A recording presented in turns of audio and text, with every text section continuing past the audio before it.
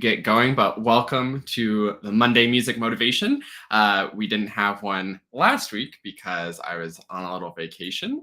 And that's actually what I want to talk about today for your sort of little tip on improving your clarinet journey. And it's all about taking breaks. So let me take a second to share this everywhere. And especially in reflecting on sort of my own journey, I didn't do any practicing last week because I didn't even bring my clarinet with me. But it felt really good. And I'll get into the whole story here in a moment. Um, I hope, even though I wasn't here, you were still able to fill out your little motivation template. Again, if you don't have the template, you don't really need the template. You can certainly do it in your own practice journal or whatever. But it looks like this. And this is mine for this upcoming week. Very simple. You just sort of put the date for the week, your reflection on last week, your goal for this next week, and then actually plan what you're going to do and schedule it out so that you have that sort of big macro picture of what you're going to be doing. So even though I wasn't here live last Monday, I hope you were able to sort of continue this. We've done a couple of these, so if you've been keeping up with it, hopefully it's clicking for you and starting to get you that sort of regularly scheduled planning. And that's the goal with this, is to give you a little bit of inspiration, tell a little story about how things are going in my life or something that's been helpful for a student or for myself or for somebody else, and then encourage you to actually fill this out, take the action so that you have a good plan for your practice for this week. So I think everything's should be going smoothly now. Let me go ahead and jump into sort of what I'm talking about. So last week I was on vacation, took a break, didn't play my clarinet at all, and it felt fantastic. It's always good to take a break. I think sometimes we have this idea that taking a break is going to be a major setback for us, and I think that's the wrong mindset to go into it. I feel like I remember reading an article or hearing it from somebody, and I don't know if this is 100% true, but I imagine it is. And it's that Martin Frost, and if you don't know who Martin Frost is, you should look him up immediately after this because his playing's incredible. One of my biggest inspirations. He takes breaks, like month-long breaks, and I know he's had some like injury issues, so maybe it was related to that, but I got the impression, and again, this is totally like word of mouth or an article that I can't find again, but I got the impression that it was sort of a regular thing that he does intentionally.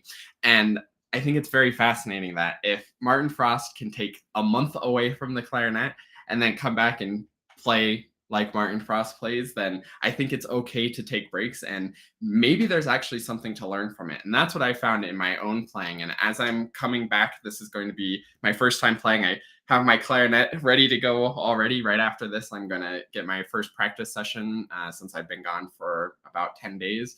And the thing that is always exciting is you might feel like, oh, I've forgotten everything. Everything's rusty. Now, how am I going to get back into it? But what I find is, yes, you do forget a lot of the good habits, and a bit of the muscle memory goes away, especially if you're working on learning a piece of music. You're probably going to have to do a little bit of relearning to get that back up to speed.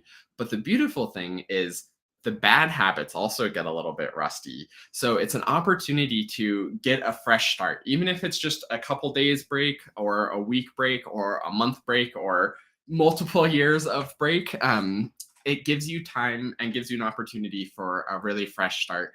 And the beautiful thing is when you've watched a lot of my videos or have a lot of that clarinet education and that knowledge and information about how to play really well, how to set up a good embouchure, how to have good air support, how the fingers should be nice and relaxed, all of that good stuff, then you get to bring all of that knowledge and get to deliberately and intentionally apply that from sort of a blank slate. You don't have those bad habits of the fingers wanting to be too straight, maybe, or you can adjust embouchure things more easily because it's not as automatic for what you're used to. So that's the beauty of taking breaks, and that's why taking breaks can actually be good. I have two quick little tangents related to this that I think would be interesting. First, the way we learn actually could encourage taking breaks as well, and sort of demonstrates why these bad habits get rusty as well. Whenever you're learning pretty much anything, the first day you do it, you can get to like a certain level of competence. And then if you don't practice it again, the next day maybe is actually a little bit better because the power of sleeping.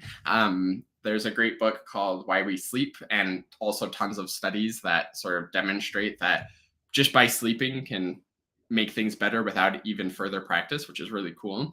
But then if you continue not practicing every day, it's going to get rustier and rustier, or maybe this way.